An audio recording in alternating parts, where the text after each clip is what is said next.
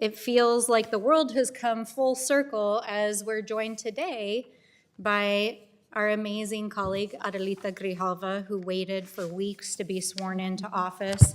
And that the first hearing that we are hearing after that is to discuss something that her dad spent his entire career fighting to protect our communities, and to hear a bill that undermines the fundamental protections that he fought his whole life to ensure would remain there. So I want to just be clear from the start that I support permitting reform. We need permitting reform.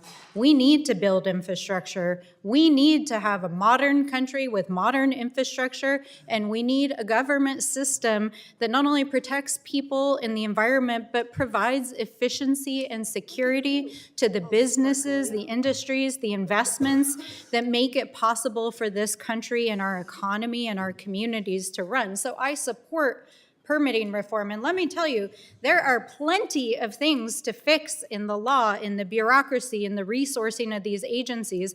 And as somebody who has spent my entire career working on water resources issues, I am all for it. But here are the things I am not for. I am not for gutting the capacity of our communities to go to the courts to defend their rights. I am not for gutting fundamental protections of tribal sovereignty and tribal treaty and tribal self-determination rights. I am not for gutting science or stopping science from informing how our federal government makes decisions. And I am not for putting into place arbitrary timelines and requirements in the law that nobody is asking for other than industries that want to be able to put in infrastructure without any restrictions. And so I support wholeheartedly this amendment to ensure that our communities continue to have the right to go to the courts. I support the concept of making our government more efficient. I support the idea that we need to reform programs and create processes so that we don't have delays.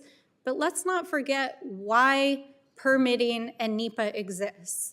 This was bipartisan legislation that was passed in this body in 1969, signed into law by Richard Nixon, and adopted because the American people recognized that without any kind of backstop for the American people and for our communities, for the environment, the industries would bulldoze sacred sites, that rivers would be dammed, and entire ecosystems and Western communities lost. NEPA exists to create a backstop for the American people and for the environment. And so while I support the idea of modernizing our system, I cannot support legislation that guts the fundamental tenets of what that means. And so I thank you for the opportunity today, and with that, I yield back.